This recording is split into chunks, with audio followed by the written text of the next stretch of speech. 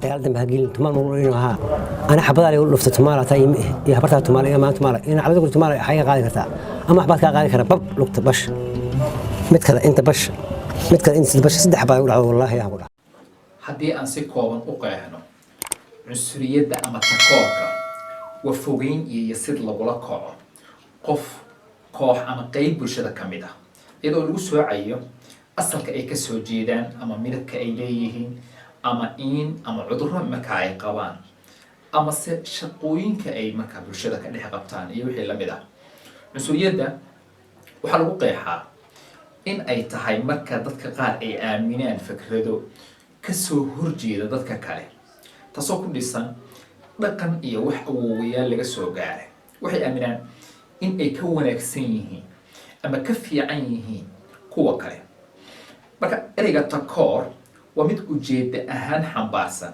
qof ama koox ama beel ama bulsho gaar ama gooni loo faquuqay markaan tilmaamayno ka sheekaynta takoorka Afrika waxay dib ugu laabanaysaa xilliga adoonsiga ee hore kaasoo ku dhisnaa ka ganacsiga dadka Afrikaanka ah ama si kale haddaan u dhigo dadkii madowga ama dadka madow maadaama reer Yurub u baahnaayeen dad beeraha iyo warshadaha markaa uga shaqeeya tusaalaha ugu fiican ee midabta koorka loo soo qaato waa wadanka Koonfur Afrika wadankaasi oo intii uu ka jiray nidaamka midabta koorka ahi keentay in dadka cad oo aad u yari ay ku kaliyeystaan hogaaminta wadanka siyaasadda dhaqaalaha iyo wixii la mid ah waxay degeen meelihii ugu quruxda badnaa wadanka waxayna gacanta ku dhigeen dhammaan ilihii dhaqaalaha hadday noqon lahayd ka ganacsiga hubka qodista dahabka dheemanka wadankaasi hodanka ku yahay iyo wixii la mid ah inkastoo hogaaminta siyaasadeed ay gacanta ugu jirta dadka madow ee dalka u badan sanadihii ugu dambeeyay haddana marka aad hoos ugu sii dhab gasho waxaad dareemaysaa in uu weli ninkii cadaahi uu daaha dabadiisa ka hogaaminayo waayo weli ilihii dhaqaaluhu isaga ay gacanta ugu jiraan dadka madowga ahina kaalinta hadalka iyo siyaasadda ayay weli ku mashquulsan yihiin waxaana la yaab leh wixii uu gumaystuhu Afrika ku hayn jiray xilligii gumaysiga in ay iyadu maanta isku hayso wax asalka uu ka soo jeedo ku faana waxa ugu horeeyay ibliis la'natullahi alayhi oo markii Allah subhanahu wa ta'ala yiri aadam usjuud ku jawaabay ana khayru minhu khalaqtani min nar wa khalaqtahu min tin aniga ayaa ka khayr badan oo olol ayaad iga abuurtay isagana dhooba ayaad ka abuurtay soo xaasidnimo xaqiraad iyo xaqa oo laga madax taagan maaha waata keentay in naxariista Allah subhanahu wa ta'ala laga fogeeyo naartana ay ku mutaysteen isaga iyo wixii raacayba Allah subhanahu wa ta'ala waxa uu quraankiisa noogu sheegayaa in dadkuba ay ka yimaadeen aadan iyo xaawo oo aanay jirin cid kale fadli ama karaamo dheer oo aan ka ahayn cabsida Allah subhanahu wa ta'ala ya ayuha an-nasu inna khalaqnakum min dhakarin wa untha وجعلناكم شعوبا وقبائل لتعارفوا إن أكرمكم عند الله أتقاكم ضدي هو حنو ذكا أبورناي آدن إيا حاو حنو ذكا يلين قرامو إيا قبائلو سي آد إسوغا أقون ساتان كان إذنكو خير كبادنا وكان إذنكو عبسيدا بدن حق الله سبحانه وتعالى في عنا الله هيدا صومالي بدن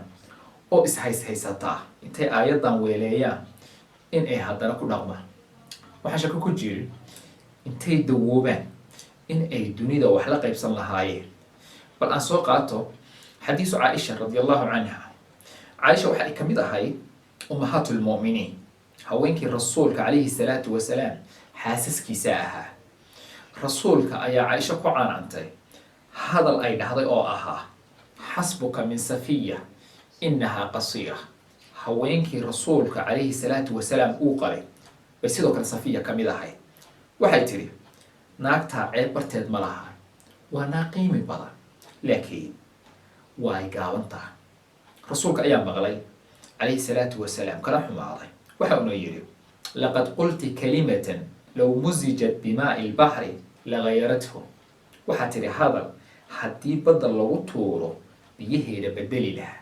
bal ka waran kelmadda caaisha radiallahu canha lagu haysto annaga ka soomaali ahaa in yar oo allah subxaanahu wa tacaala u naxaystay mooyaane takoorka iyo in raaska kugu xigaa aad diiddaa ama aad xaqirtaa oo wax laysugu faano ood ku mutaysanayso in lagugu yeero magacyo kala duwan, tusaale ahaan laandheere, gob, lafweyn iyo wixii lamid ah. waxaan dhowrta cod ka haya allah u naxariistee abwaan carays ciise kaashe oon odhan karo runtii waxa uu ka mid ahaa abwaanadii iyo waxgaradkii ku daalay wax u sheega iyo wacyigelinta soomaalida oo xilligaa ku dhex noolaa. laakiin waxa la yaab kale ayaa ah in aad moodaba abwaanku inuu la hadlayo soomaalida haddadan joogta ama maanta joogta oo si walba ood wanaagga ugu sheegto uunan waxba ka bedelayn. dad qalbigoodu ku wen yahay casabiyadda, qabyaaladda, eexda, ninjeclaysiga iyo wixii lamid ah. dad aan tagtada wax ku qaada, timaadadana aanba u toghayn, dad dhexdooda uun isu dhiirin oo aan garan tabaalaha cadowgoodu la maagan yahay.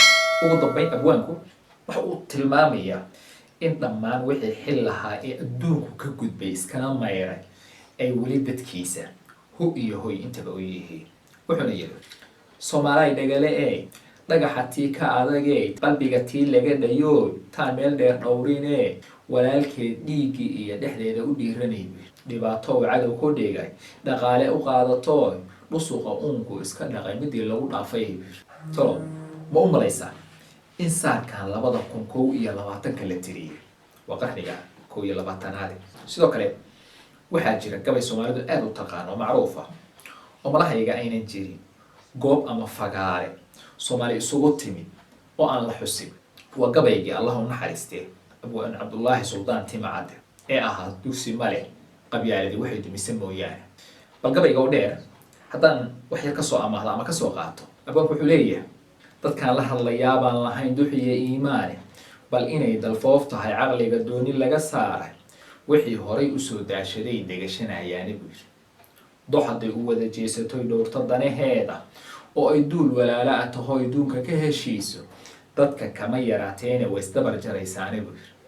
dubbe madaxa way iskala dhacdadaay nabidkeedii goortay iswada dooxatay baa daad u soo galaya ubadkiinii waa daadiseen waana dubateene dubaaxdiisii waad wada cunteen duhur dharaareede dariiq toosan soomaaliyay waa lagaa daday darajada ilaahay ninkii doonayaa helaae ninka duday dastuurkii iyo waxyiga diintii ka carrowye dugsi male qabyaaladii waxay dumisa mooyaane buu.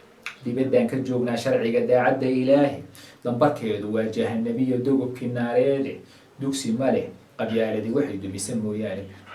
dirdir laysu laayiyo intaan weerar daba joogno oo sida dureemada u yaal meydku dabadeenna wala doogsan maysaan intaad dunida joogtaani dugsi male qabyaaladii waxay dumisa mooyaane buu. ma jiro bini aadam dhashay isagoo nacayb ama cuqdad u hayan bini aadam kale. dadka iyaga ayaa isbaray nacaybka. haddaba haddii ay suuragal noqotay in nacayb la isbari karo, sidoo kale waxaa suuragal ah in jacaylkana la isbari karo, waayo jacaylka ayaa qalbiga uga dhow nacaybka. waa kelmado runtii dunida caan ka noqday, bilad nabadeedna uu ku mutaystay, hogaamiye wadankiisu nacayb iyo faquuq uu salka dhiga. waa madaxweynihii koonfur africa Nelson Mandela. soomaalidu inta badan waxay ku xadgudubtaa xubnaha bulshada ugu firfircoon wax soo saarkana leh, waaba haddii aan soomaalinimadooda su-aal la gelin.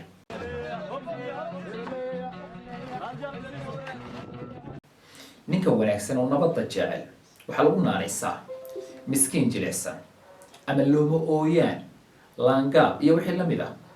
halka dhiigyacabka, tuuga, khaaticu dariiqa inta badan la caleemo saaro looguna yeero halyey, haldoor, geesi iyo wixii lamid ah. waa halka ay soomaalidu ka tiraahdo nin door oo aan ninkaaga ahayn nin baas baa la yidhaahdaa. aragtida ku salaysan laandheeranimada waxay dib ugu laabanaysaa dadka xoolo dhaqatada ah, gaar ahaan dadka geeleyda ah. mana ahan mid ku kooban geeleyda soomaalida ee waa mid lala qabo. tusaale ahaan waxaa ka mid ah qabiilada dega qaybta waqooyi ee dalka Chad, koonfurta Kenya, waqooyiga Tanzania, bartamaha iyo waqooyiga Mali, waqooyiga Ghana, koonfurta Ethiopia iyo wixii lamid ah. Annaga ka Soomaali ahaan waxaan dhihi karnaa arrintan sabab way u tahay dhowr arrimood.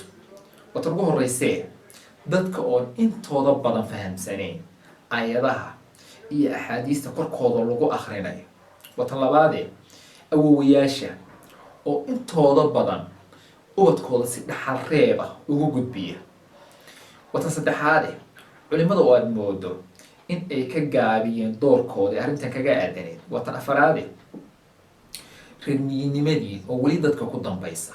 Wata shanaad hormuudka iyo waxgaradka oo ay weli la weyn tahay qabyaaladu. Hormuudka waxaan ula jeedaa hogaamiyaha dhalinyarada ku reerka ah ugu mahmaaha fiqi tolkii kama janno tago. Waxgaradkan waxaan ula jeedaa oday dhaqameedka. Sidoo kale inta ay isku heybta yihiin ugu mahmaaha kob iyo tolkaagaba waa lagu dhex jiraa. Waxaan shaki marka ku jirin in qursigu yahay dulmi, dulmiguna uu yahay dembi. noloshayda waxaan ku soo koray takoor iyo naceeb iyo cusurnimo oo joogto ah. aniga ahaantayda beerta waxaa laga qaaday. tolo marka waxaa su'aala yaa gob ah yaase gun ah. waa su'aal runtii dhalinyaro iska daaya xitaa waayeelka aynu u fududayn ka jawaabideedu. taasoo aan u aanaynayo waayo hore iyo Soomaalidii reer guuraaga ahayd ee tortolku dhaqankooda inta badan ku salaysnaa. waana halka aynu ka dhahno been fakatay runi ma gaarto. ereyga gob waxa uu ka yimid magaca geedka gobka ah oo ah mid miro macaan haddana dheer oo geed sare ah. ereyga gunna waa gunta hoose ee geedka ama jiridda hadba sida u taqaan.